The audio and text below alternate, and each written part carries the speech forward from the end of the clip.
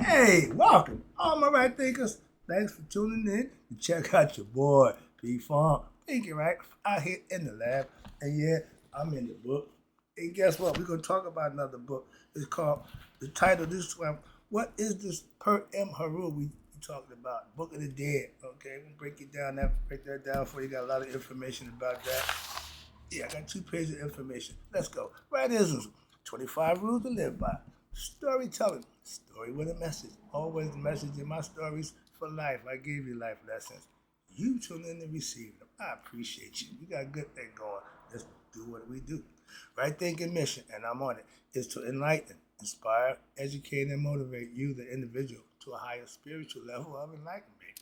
Right thinking way of life through mental and spiritual discipline. Practice daily will help and guide you to obtain your goal of reaching spiritual enlightenment, aka know thyself. My mission that all right thinkers know thyself. If you're a right thinker, your goal is to know thyself. See where I'm going with this? Let's get that together. So I asked the question, do you know you? Well, when I get through, that's what I do. It's rhetorical, but if you know how to answer for yourself, tune in. I got you. A person who knows not and knows not that they know not is foolish. Disregard them. Don't be them. A person who knows not and knows that they know not is simple, but you can teach them. That's why I do what I do. For you, I appreciate you too. Stay tuned. I got more for you.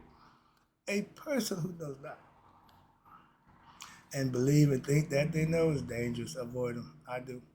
A person who knows and knows not that they know is spiritually asleep. I can awaken them. I'm the spiritual alarm clock here to wake you up with knowledge of self. That's what I do for you. A person who knows and knows that they know is wise. Follow them. All these persons reside in you. Right thinkers, know thyself and to my God be true. All right, right thinkers, be from philosophy on what is the Pert Heru. You hear me talking about it. This is our Bible. This is the book before the Bible. And you're going to hear a lot of things in here that you might know from the Bible because a lot of y'all don't have a clue what this is about. But the Bible was duplicated for this book. Let's talk about it. Okay. The resurrection of Asar and his reincarnation in the form of who? The spirit Heru that's in me and you is a symbol for what we know today. It's still talking about resurrection. Yesterday he rose, all that crap. Let it go. I'll let y'all have that day. I'll let you have that day. But I had to just go through that, let y'all do y'all thing. That's y'all ritual. But this is the real resurrection, which must occur. It's a spiritual resurrection, not a physical resurrection. First thing, okay, not an erection, okay. We know what we're talking about, a spiritual and conscious resurrection, which occurs in the life of who? Every human being. It has to occur in every human being in order for you to get to the next level. If you don't have your resurrection, enlightenment, you ain't going nowhere. You be here. Repeat the next grade. This is the experience level. So you pass, you go on the next level. You don't, you stay here until you get it right. Come on. But in this manner, it's all philosophical, conceptual. In this manner, the purpose of the story of the Siren Trinity, the real royal family, the first royal family, Asar, Aset, and Heru. Heru, the offspring of spirit and wisdom, which is the parents, and the spirit is Heru, which is born to what? Conquer, to achieve, to aspire, to redeem his father's integrity, so to speak. Why? Over one's ego self. That's who you fighting, yourself. That's the moral internal Bible educated fight between Set and Heru. All right, Set is you, your ego. Heru is your higher self who got to come through and save you from yourself, so to speak. The savior y'all looking for, that's you. Love this. Hope you understand it. But watch this. The real original Trinity, Asar, Aset, Heru, it holds hidden spiritual and intellectual teachings of a philosophy which, when understood and properly practiced, what happened? It will lead you to spiritual enlightenment. I can attest to that. I'm an example of that. I didn't give a crap about the Book of the Dead, all that. No. I did mine the old-fashioned way. I put my work in. And I reached that level by doing just that. So when I teach, I'm teaching that way. Why? The only way I know. I asked my pastor, how could you stay with the Lord in that long? He said, brother, right? I don't know nothing else. Perfect answer. I couldn't, he stumped me with that one. I know nobody who thought or felt like that. So yeah, he let me know. That's all I know. I ain't got a problem with that. All right? And again, like I tell my mother-in-law, if all you know is good enough to get you where you got to go, that's all you need to know. Don't waste your time what you don't know. Why? You can't miss what you can't measure. Moving on. So if you're good, you're good. I came to be good. I'm gonna be good forever now. Why? I like being good. Simple as that. The bad thing, no, I'm done with that nonsense. Moving on. But that's the resurrection. That's the change. I changed. The caterpillar and the butterfly. We're born to become butterflies. We're born ignorant. We're born to know ourselves for what? So we can turn to that butterfly spiritually and go back home. All right? But these teachings, all right, in philosophy, is based on mystical spirituality from our ancient ancestors. I don't have nothing new. I don't do nothing new. Why? The old stuff works way better than this new stuff y'all got. I don't do the Bible. I don't do religion. That's my point. So understand it. No disrespect.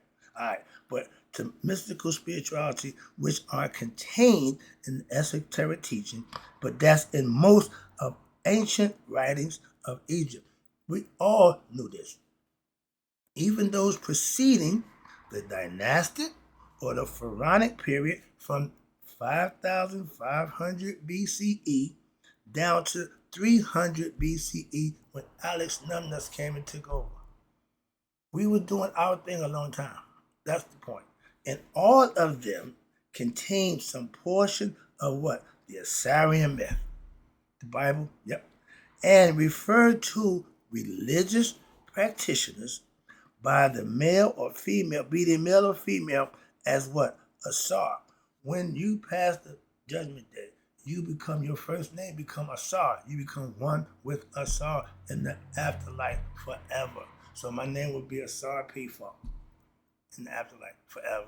I like that. But male, female, first name Asar. So the most extensive expositions of this philosophy, the height of it, may be found in the writings, which have in modern times been referred to as, the Egyptian Book of the Dead. Again, I keep making the expression, it was found in dead people's coffins. How they get to the dead people's coffin? Grave robbery. Or exploration, whatever you want to call it. That's what they call it nowadays. You dig up a dead body. They lock you up. Moving on. All right, but that's what they call the Book of the Dead because that's where we found them. But it's going to break down a little more understanding of the actual purpose of the book. I say it should be the book of coming forth by day because the book of coming Heru. That's the book of becoming your best self. And when you practice the philosophy, implement it in your daily life, you'll understand it too. The Book of the Dead was originally known, and the purpose is Ra Pert M Heru, okay, or Ru Pert M Heru, by the ancient Egyptians, not the Greeks, not the people who the new guys, Egyptians came in robbing the dead people and finding, we got Book of the Dead, in which is translated. Again, Per M Heru is the utterance of going into the light. But what they say in the light of eternity, the light that never goes out, that's God's light. That's the light that shines. I'll give you a little quick example. I tell the story. We was once beings of light, but now we're human beings. We just got a little spark of light in us left. Wow, we done wasted it all up. But this light is the spark from eternal light from God. In the Egyptian mythology, not real, not literal, but the mythology, Heru, which is the spirit that's in me and you, not only means light, okay? God's light incarnated into man. That's the concept that y'all say Christ said. We understood it way before y'all got to it. Y'all messed it up big time. And what's this? Not only means light, but also day. Hello. The sun. Yeah, we know that. The sun. He's the sun God. Day implies what? the light of knowledge. Here we go. That's the resurrection of consciousness. It's a spiritual enlightenment as opposed to what? Spiritual darkness, aka ignorance of your human, as humans, and the degrading concept of oneself. Lower self is degrading its higher self. Why? It thinks it's all that. The ego be tripping. Okay, ego he be tripping. But he's tripping inside you, and you gonna suffer the consequences of his tripping unless you get control of him and put him in the service position. Watch this. So in fact, day and light are two of the most important attributes symbolically of the god Heru. Why? Ra, who represents what? What do Ra mean? The highest potential of every human being. That's Ra, that thing up in the sky, the most high. This is symbolically the symbol of reinforced by the fact that both Heru and Ra utilize the same symbol. You know what that is? The falcon headdress. You will never see them with a human head. Okay? When Heru's a baby, he's seen with the Prince Lot before he become conscious of himself, before he became master. That's all our human purpose is to what? Be princes of, and grow up to become masters of ourselves in the physical form, like y'all said about Christ. We did this 4,000 years before he even come into existence. Okay, we've been doing this a long time. Watch this. But they wear the heads, and Ra has the sun disk over his head, where Heru has the sun disk, not the sun disk. He wears the crown of Upper and Lower Egypt. Okay, but in animal, the reason why we use the falcon. Google the peregrine falcon. That thing like a bullet, pow, he hits you. He is bad jammy. And this is the essence of the spirit that we use symbolically.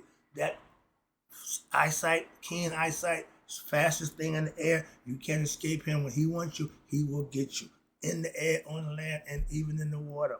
And it's an animal which is swift.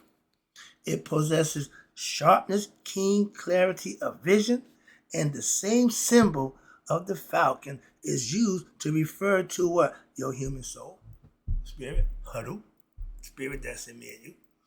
By that same symbolism. That's why we got the ability to become our best selves. Ain't nothing stopping you but you.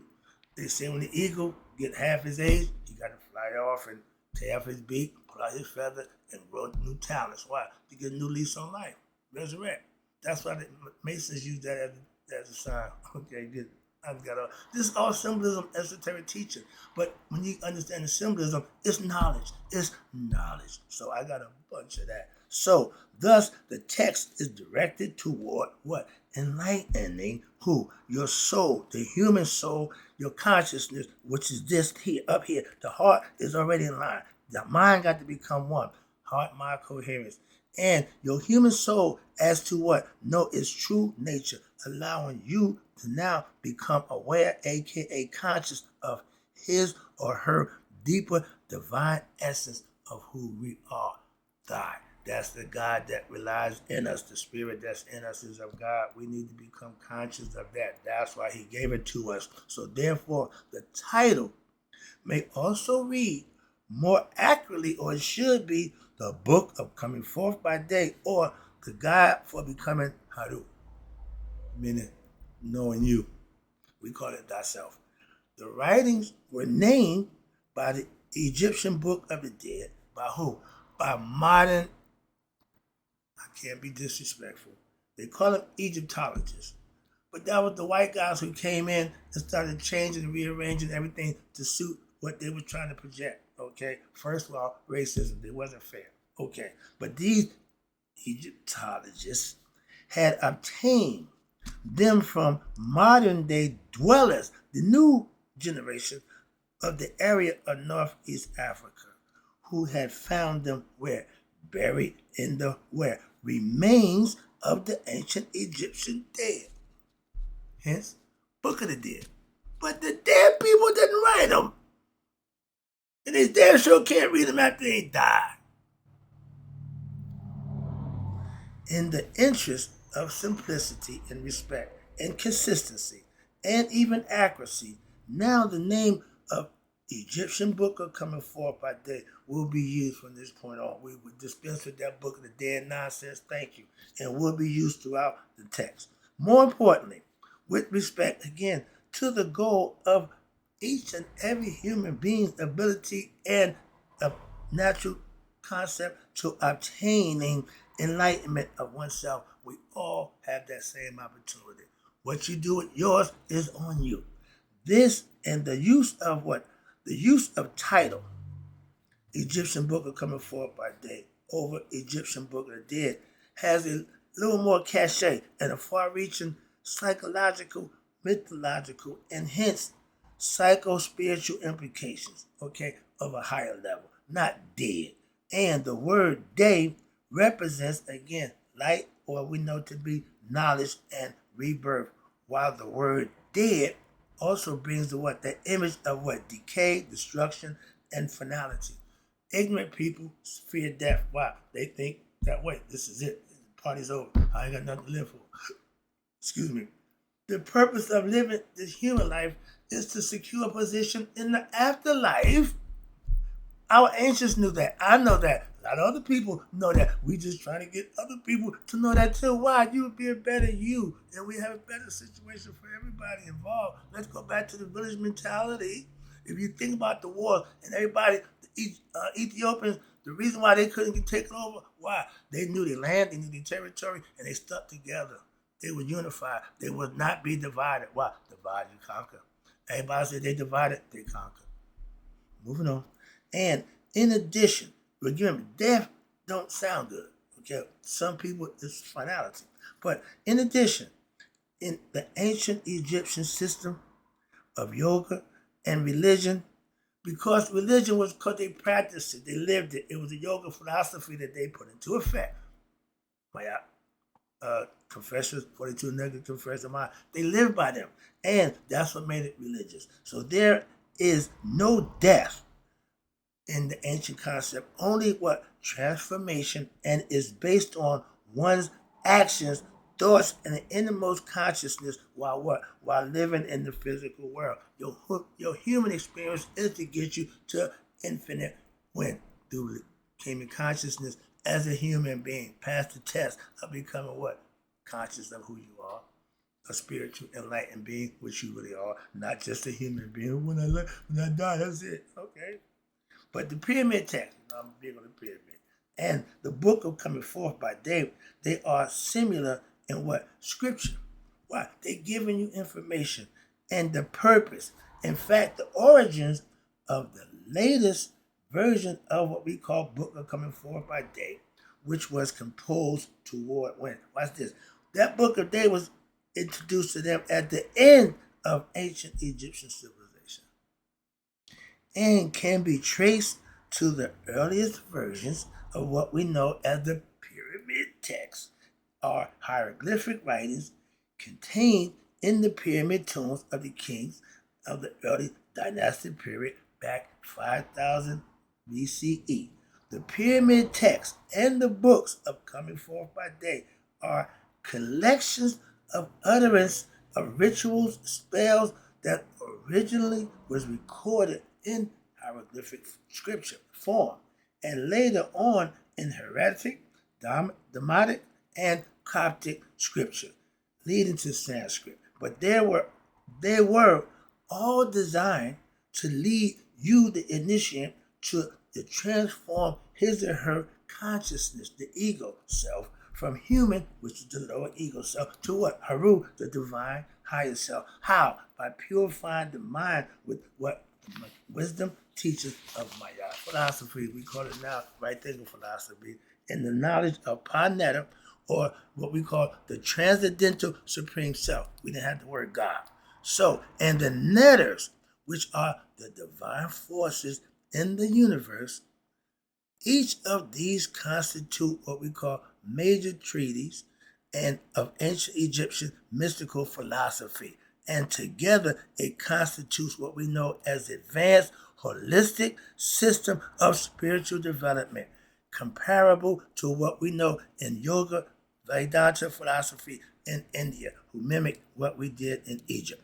And all of these have in the same purpose, one purpose, and they all, even religion, the same purpose, and that is to affect the union of your ego consciousness, your personal consciousness of the individual human being with the transcendental self, your higher consciousness, your real self, aka Supreme Being, which is the Father of Heru. That's the spirit that's in me and you. We want to go back to what our Father, may you be you male or female, he's still the Father, okay? The male figure, okay?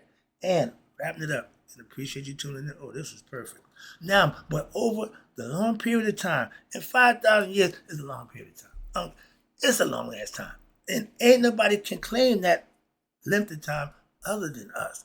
And in the ancient Egyptian dynastic civilization, which lasted over 5,000 years from the teachings that were presented in what? The book of Coming Forth by Day. Before these people died, they were living there. And it evolved from simple principles to a collection of utterance that's often referred to as chapters or spells or rituals. Okay, but due to invasions, political conflicts, and even inner corruption in the late history of ancient Egypt is when all this started taking place. Before then, we was working like a well-oiled machine. Okay, and the original teachings became corrupted, misinterpreted, misunderstood, as well as edited, rewritten, and even added to. Who did this? The priests and the priestesses who were not really aware of the original teachings of certain symbols and mystical teachings. Current Egyptological scholarships reckons the total number of chapters or utterances which to be found in all of the surviving books of Coming Forth by Day to be 192 pretty much verses or chapters. They found one other than that one, and it only had 160 something chapters. And that's when 165 to be exact. And that's the Turin Papyrus that y'all claim it was Christ's body. That's what y'all got the other information from. But it's currently 192 chapters. However, you find different papyri contain different amounts of chapters and verses, and some contain even newly. How the hell could the dead man write new chapters of the book? Pay attention. Newly composed chapters. For example, the Turin, the Shroud, and the Papyrus contains only 165 chapters out of the possible 192. That's like the Bible. You got, 88 chapters. Y'all got 80-some chapters. Y'all only got 66 in the book. Some of y'all didn't like some of them. You took them out. But the original book got, 188-some chapters, something like that. Okay, but y'all take out and put in. You can't do that. It ain't sacred. Once you tamper with it, it's no longer sacred. The Jews is big on that. They keep tradition. They don't play that nonsense. Okay, they ain't with that. Okay, but so there is no one late version of the book of Coming Forth, it better not be, which contains the entire collection of utterances, or which presents them in a complete correct manner as to the order or even the content, though it is possible that you can trace the teachings given in the earlier times to the utterance presented in the later texts. Some of these later texts, especially those containing chapters 1, 17, 23, 30, B, 64, 82, 83, 125, 137A, 174, 175, 177, and 178, along with the vignettes, it served as the egestis. That means clarification, elicitation, meaning they're going to make it what they want it to be. I had to go look the word up. It means making something, writing something in, adding on, changing to make it suit your dynamic. That's what this says. That's what that means. And they did that with the earlier text. So now the earlier text, specifically those relating to the founding myth, the original of the Asar, are set in Heru concept and the pyramid text, which constitute the earliest known versions of the ritual of what we call coming forth by day are the most important sources for us to be able to derive the true essence and the right practice of what we call Shitat, Asar, Aset, and Heru. That means learning, studying the secret and the meaning of Asar, Aset, Heru. That's the spirit that's in me and you. They are considered our mothers and fathers. This is another lesson. This is another lesson. And what Maya philosophy get you close to understand what our ancients did and how they did it. Hope you enjoyed the lesson. I got to go. But in closing, right thinkers, may you all live to be 100. Me 100 miles a day. So I never know that my right thinkers who now have a better understanding of what the Pert and Heru AK book of coming forth by day is. Hope you understood the lesson. Hope you enjoyed it. I got to go. But I'll be back with more. We about to get into Mayat and the God Tahuti. We about to deal with God from two aspects. I'll be right back.